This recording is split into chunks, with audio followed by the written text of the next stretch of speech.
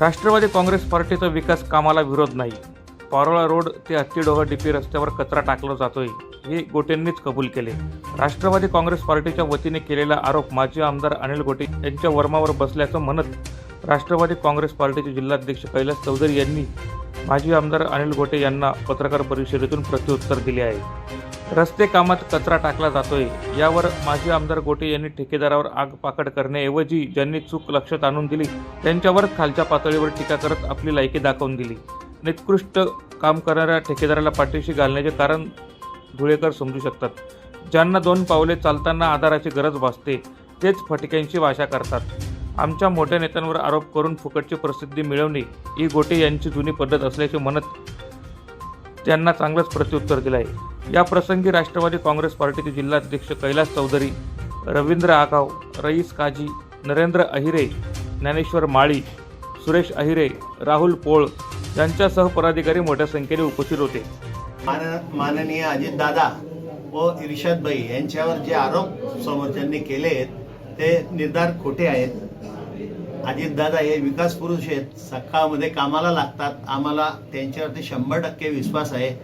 आणि इर्शादभाई हे एक स्वच्छ आणि प्रामाणिक नेतृत्व धुळे शहराला लाभलेलं आहे. या धुळे शहराला लाभलेल्या नेत्याबद्दल किंवा विधानसभेमध्ये हा व्यक्ती पुढे येत आहे विधानसभा लढवण्यासाठी, त्याचा कुठेतरी छेद समोरच्याला वाटतो, खेद वाटतोय की हा व्यक्ती पुढे येते. म्हणून इर्शादभाईंवरती आणि अजितदादांवरती असे घाणेरडे आरोप, त्यांना माहिती आहे की अशा लोकांवर आरोप केले तर आपलं महाराष्ट्रात नाव होईल. कारण लोकांना माहिती आहे, महाराष्ट्राच्या लोकांना माहिती आहे की असेच आरोप समोरची व्यक्ती कायमस्वरूपी अशी करत आलेली आहे की स्वतःचं नाव वाढवण्यासाठी गंध भाषेत, एकदम तुच्छ भाषेत काहीतरी बोलायचं आणि लोकांची करमणूक करायची. राष्ट्रवादीवर काल जो आरोप केला गेला की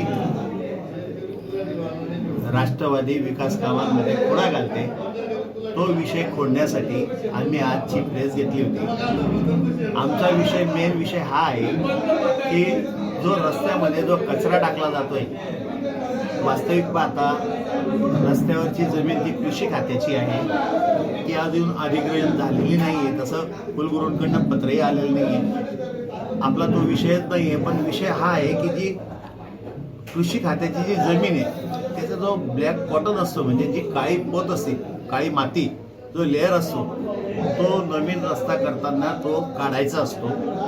तसा प्रकार तिथे काही दिसून आला नाही. ती जमीन पूर्ण शेतकी शाळेची प्लेन जमीन आहे आणि त्या प्लेन जमीनवर बाजूने चारी करून वरती कचऱ्याचा जो भर आहे, जो कचऱ्याचा भराव त्याच्यावर जो टाकण्यात येत आहे, त्याला राष्ट्रवादी काँग्रेस पार्टीचा विरोध आहे.